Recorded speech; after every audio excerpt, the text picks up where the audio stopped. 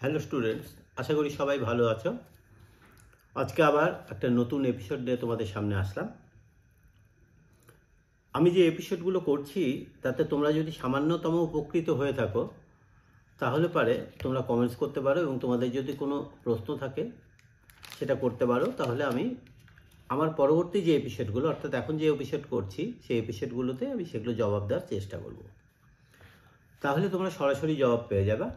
আমি হয়তো সেটা কমেন্টসে জবাবটা নাও দিতে পারি। ঠিক আছে, তোমরা কমেন্টস করো। আশা করি চ্যানেলটাকে সাবস্ক্রাইব করে নিলে পারে তোমরা আমার পরবর্তী এপিসোডগুলো খুব তাড়াতাড়ি পেয়ে যাবে। আজকে আমি মাধ্যমিকের জীবনবিজ্ঞান নিয়ে তোমাদেরকে বলছি। জীবনবিজ্ঞান হচ্ছে এমন একটা সাবজেক্ট, এটা আমরা বায়োলজি বলতে পারি, বায়োসায়েন্স বলতে পারি।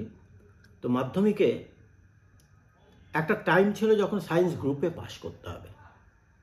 তখন কিন্তু অনেকেই ফিজিক্যাল সায়েন্স বা ম্যাথে একটা 20 মার্কস তুলে জীবনবিজ্ঞানে একটু বেশি তোলার চিন্তা করতো। অর্থাৎ জীবনবিজ্ঞানকে আদিকাল থেকেই অনেকে কিছুটা ইজি সাবজেক্ট ভেবে আসে। মানে জীবনবিজ্ঞান কিন্তু ইজি যতটা ভাবি, খাতায় ঠিক অতটা ভাবে যদি আমরা উত্তরটা করি ওই ভাবনার থেকে যে না খুব ইজি সাবজেক্ট, মোটামুটি লিখলেই নাম্বার পাবো, তাহলে কিন্তু পুরো মার্ক তোমরা পেতে পারো না। অর্থাৎ পুরো মার্কটা যদি জীবনবিজ্ঞানে পেতে হয় কতগুলো নিয়ম মেনে তোমাদের চলতে হবে। দেখো, জীবনবিজ্ঞান হচ্ছে এমন একটা সাবজেক্ট, যে সাবজেক্টটার উপর যদি কেউ এই সাবজেক্টটাকে প্রচুর পরিমাণে ভালোবাসতে পারে, অর্থাৎ আমি যেটা বলতে পারছি খুব ভালো লাগাতে পারে, খুব ভালো মার্কস তুলতে পারে, তাহলে পারে আগামী দিনে সে জীবনবিজ্ঞান নিয়ে পড়তেও পারে। এবং নিটে কিন্তু জীবনবিজ্ঞান 50% মার্ক থাকে। 50% টোটাল যা পরীক্ষা দিতে হয় নিতে, তার 50% এই জীবনবিজ্ঞান থেকেই আসে। যদিও পরবর্তীতে জীবনবিজ্ঞান ভেঙে যাবে, সাধারণ জীবনবিজ্ঞান, বোটানি, জুলজি, ফিজিওলজি, বিভিন্ন সাবজেক্টগুলো এর মধ্যে চলে আসলে পারেও এটা মূলত শুরুটা হয়ে যায় ক্লাস 9 থেকেই। 9 এবং 10, এখন তো ক্লাস 10-এ দিতে হচ্ছে আমাদের পরীক্ষা, এবং যেরকম করে সেমিস্টার আসছে 11-12 এবার থেকে চালু হয়ে গেল। আগামীতে যে এইটা যদি বেটার হয় তাহলে 9-10-এও সেটা চালু হতে পারে। সুতরাং তোমাদের এখন থেকে সেইভাবে প্রিপারেশনটা নিতে হবে। এইবার বলছি জীবনবিজ্ঞানটা তোমরা কিভাবে পড়বে। প্রথম কথা, জীবনবিজ্ঞানটা একটু ভালোভাবে যদি মন দিয়ে পড়ো তাহলে পারে 80 মার্কস ক্র্যাক করা তেমন কোনো ব্যাপারই নয়।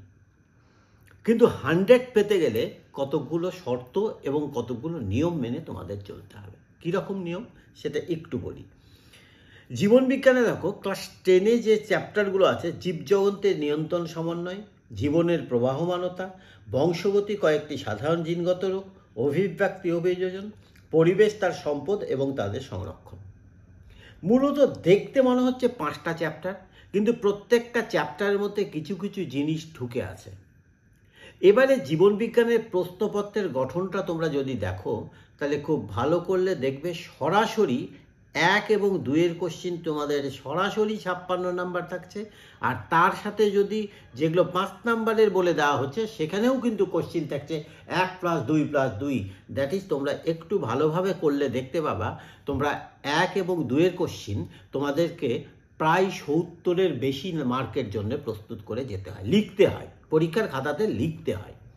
তাহলে পরে আমাদের এই লিখতে যখন হয় তাহলে আমাদের কি করতে হবে? প্রথম যেটা ফলো করতে হবে, বইটাকে ভালো করে অনুশীলন করতে হবে। প্রত্যেকটা পেজ থেকে তুমি অনুশীলন করো। তুমি অনুশীলন করতে গিয়ে প্রত্যেকটা লাইন থেকে তোমার কাছে যদি কোনো কোশ্চিন উঠে আসে, কোশ্চিনটাকে খাতায় লিখো, সঙ্গে সঙ্গে তোমার উত্তরটাও পাশে লিখো। দেখবে, আমার বিশ্বাস তোমার এক পড়াতেই তোমার টোটাল পড়াটা হয়ে যাবে। দ্বিতীয়ত, তোমাকে বড় যে কোশ্চিনগুলো আছে বা বিষয়গুলো সম্পর্কে স্যারদের কাছ থেকে ভালো করে জেনে নিতে হবে এবং সেটাকে হৃদয়ঙ্গম করতে হবে।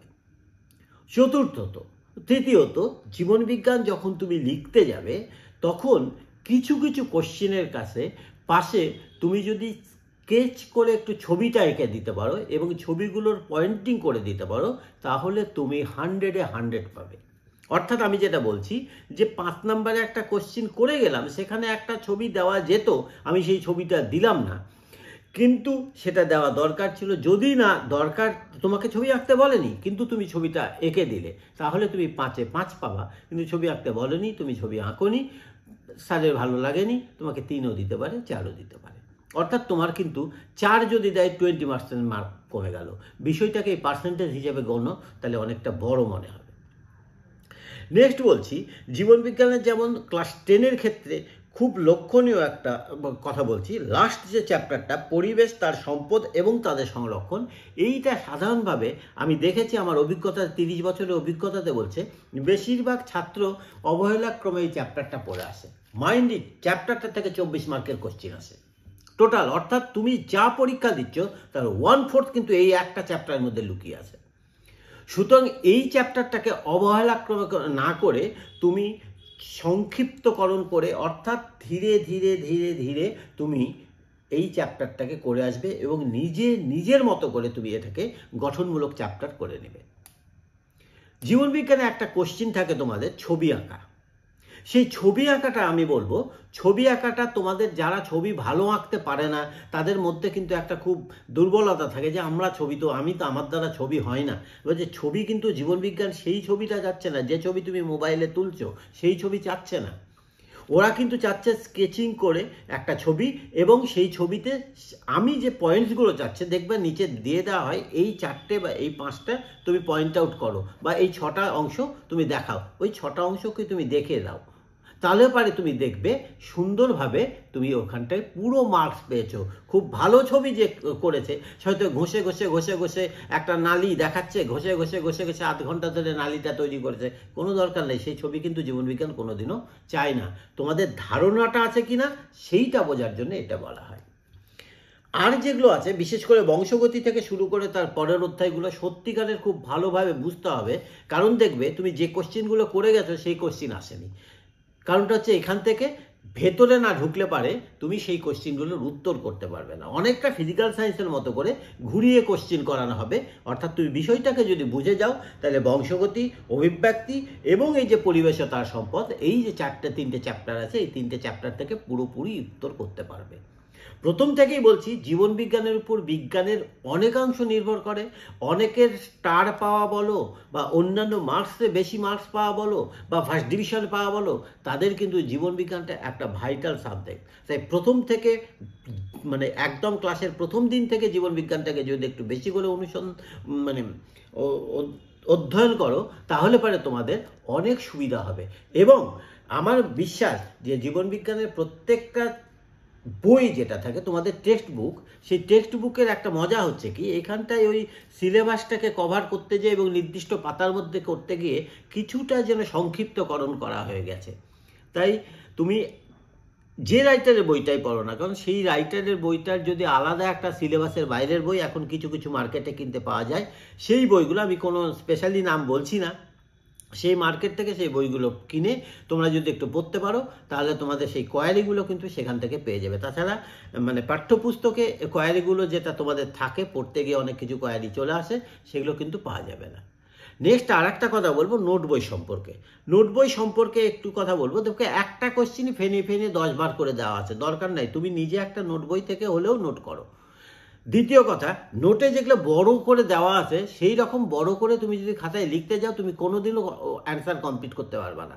যে কোনো নোট বই বলো, যে কোনো কোম্পানির নোট বই বলো, তা তুমি টু দি পয়েন্ট অ্যান্সারটা করো। যা অ্যান্সার চেয়েছে সেইটুকুনি তুমি দাও। অ্যান্সারটা হয়তো 2 লাইন বা 3 লাইন হবে, নোট বইয়ে যদি দেখো তুমি দেখো ওটা 7 লাইন লেখা আছে। অর্থাৎ ওই ভূমিকা উপসংহার জীবনবিজ্ঞান চায় না। জীবনবিজ্ঞান যেইটুকুন চায় তুমি সেইটুকুনি লিখো। পরিশেষে তোমাদের কাছে বলছি, একটা ছোট্ট টিপস দিয়ে রাখছি, যদি কারো মনে হয় যে আমি তো এত কিছু করেও জীবনবিজ্ঞানে নাম্বার পেলাম না, তাদের ক্ষেত্রে আমি বলছি তুমি লাস্ট মুহূর্তে এটা করবে, আগে করবে না। আপনার টেস্ট বা টেস্টের আগে তুমি এটা করবা। টেস্ট পেপারের পরপর 5টা পেজ, কাউকে বাদ দিবা না, ইংলিশ পেজ হলেও সেটাকে করবে। পরপর 5টা পেজ তুমি অনলি সলভ করবা, তুমি 80 আপ নাম্বার পাবা, এটা আমার গ্যারেন্টি থাকলো। এটা একটা ছোট্ট টিপস, এটা শুধু নাম্বার পাওয়ার, এক্ষেত্রে তুমি কিন্তু বিশাল কিছু জানবে তা নয়। আর যদি এগুলো পড়তে তোমাদের যদি কোনো অসুবিধা হয়, আমার অপর আর একটা চ্যানেলে জীবন বিজ্ঞান সম্পর্কিত চ্যাপ্টারে আমি পড়াচ্ছি, সেই পড়াগুলো তোমরা ফলো করতে পারো এবং সেটাকেও তোমরা সাবস্ক্রাইব করতে পারো। ধন্যবাদ, আজকে এইটুকুই।